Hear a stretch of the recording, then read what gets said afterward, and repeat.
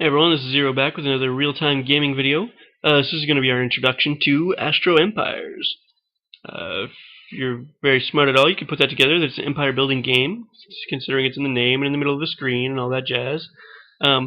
What kind of makes it different from other games is that it's more of a permanent feel. Whereas Skylords, it's you use fleets to kill planets. In the previous game that I'm covered / still covering, in this game, you use planets to produce fleet, but really, ultimately, what you want to destroy is somebody else's fleet, because there's no real way to damage their planet. I mean, you can cripple their economy for just a period of time, but ultimately, it ends up being a short period of time you're able to do that before they can rebuild. And so, really, what you want to kill is their fleet, because that takes time, effort, and money to build, and it's very difficult to get back. Say you lose like a 20 million cost fleet, it's probably going to take you 6 months, assuming you're active and all that stuff, to do that. It's dead. It's gone. You have to start over again, right? But if they attack your planet, you lose a couple of trade routes, you put them back up 24 hours later. It's not really a big deal, honestly. You lose like 30% economy over 32 or 35 days or something like that. It's not a big deal. So that's what's important to understand here, is that building bases is not as important as building fleet. As you get farther in. Of course, at the beginning, building base is important because you can't build fleet without it. Let's hop right in and kind of, it's very time intensive, so we'll hop right in and start, and then we'll continue to talk as we go. Okay, so I've clicked onto my planet. I'm going to go to structures, because this is what you need to do in the beginning. What I want production, and I also want energy, all that stuff. So, but mostly I want construction and production. So metal refineries, I'm on a planet that has 3 metal. We'll go look at that in a second. So we'll start this. That takes 5 minutes. So we've started a metal refinery. We're going to go to the overview just so I can talk about the metal and that. Okay, so the ultimate Astro is going to be a planet that has 75 or 85 area. Or not 85. 85 or 95 area, I believe it is. Moon is not ideal, but it's okay, because it gets really expensive later on to terraform and to make more area. So you ideally want the most area you can possibly get.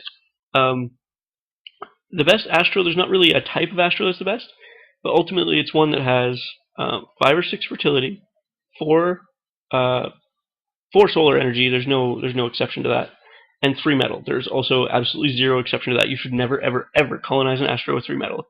And if your starting Astro has less than 3 metal, you need to destroy it. Once you get like 7 or 8 bases, you need to destroy it and start again, or maybe even sooner. Just depends on how comfortable you are. Crystals, not really important. Honestly, if you're colonizing a planet based on crystals, you're an idiot. There's no point where crystals are worth it. Crystal planet, crystal moon, it doesn't matter, because we'll go talk about what those things affect now. You can't see all the options here because this is a brand new account that I'm going to build with you, just like in the other games. But there's one called economic or crystal mines, and it just as you see metal here. I have 3 metal, so it gives me 3 production, and it gives me 3 construction for every level. If my metal was 2, it would only be 2 for each of those. Here I have crystal mines. You see the same thing. It's the amount of crystal on the planet. You saw it had 1 on the planet menu.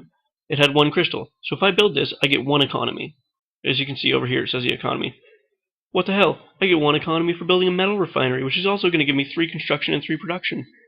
Do you not see how that's a better use of space and population? That actually brings us to another point. Population is also key, because you need 1 population per building. I think as a general rule. I don't think there's any that take 2, but every single building needs 1 population. So using a crystal mine, I'm wasting 1 space, I'm wasting a population, and I'm spending time and money to build it when I could be building a metal refinery, getting really good construction and production out of it. I just don't understand why I'd ever take a planet with crystals, but that's kind of a little bit advanced.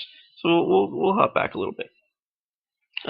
Same thing with energy. Each building you have up here, your levels, is going to require energy. So that's why you want solar level 4, because it's the cheapest way to get energy. If it's solar level 3, obviously you're not being as efficient, and it's going to cost you more.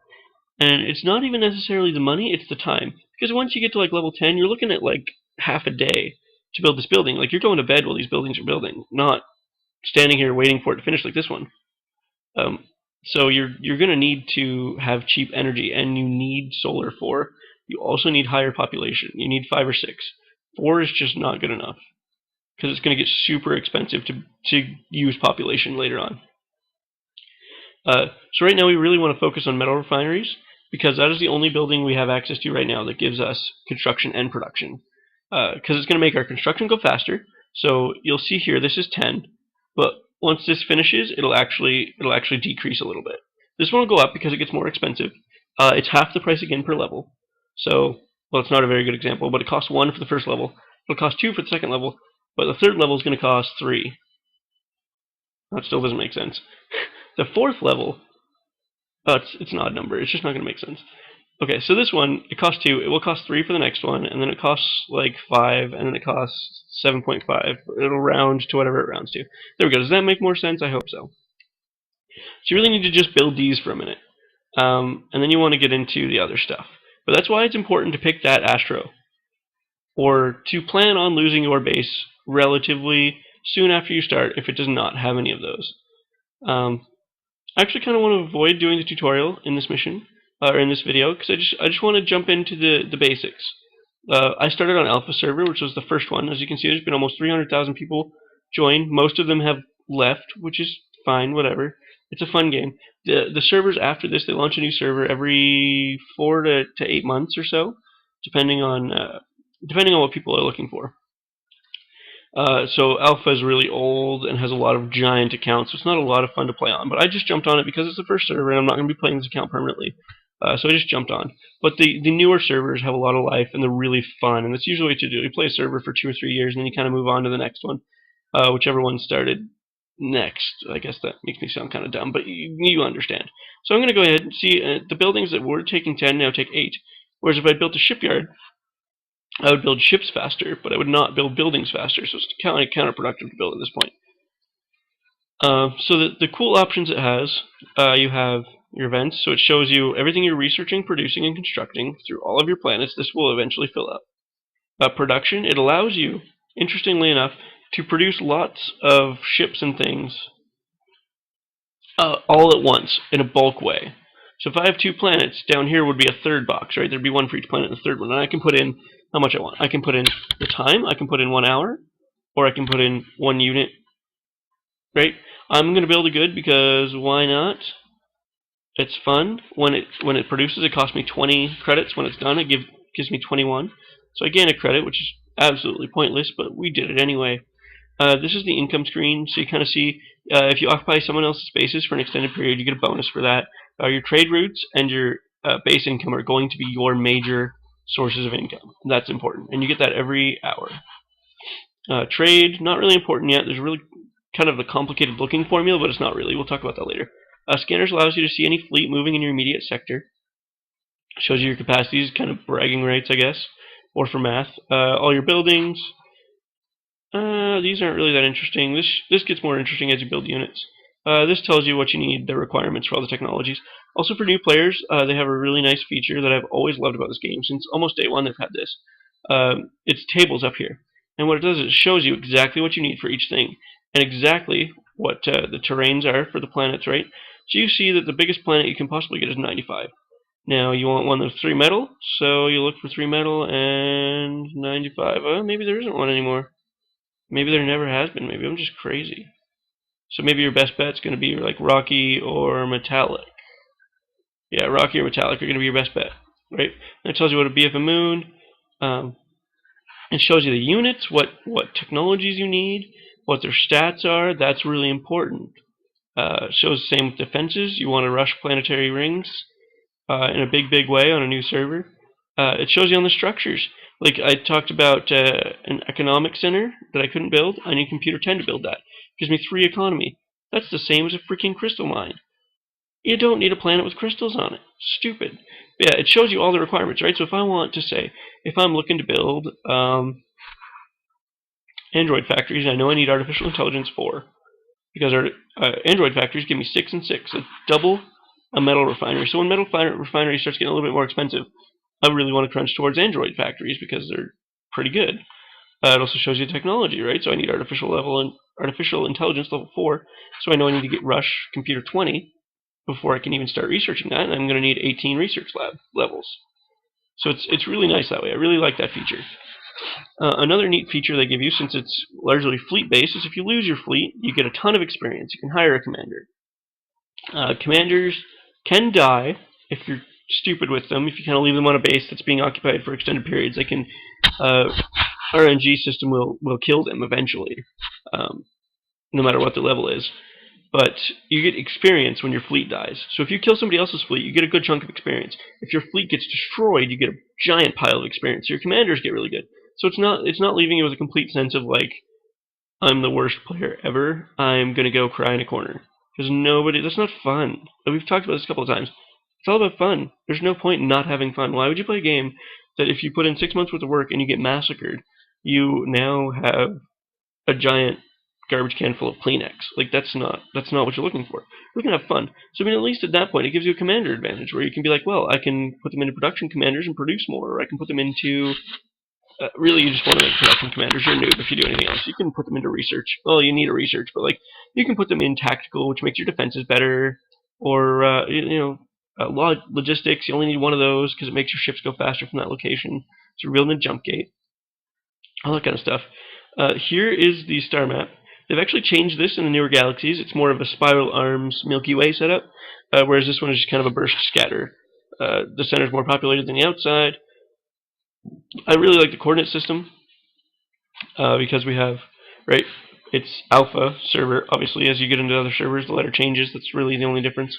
If I click on this, it's alpha 6266, right? So I click on that.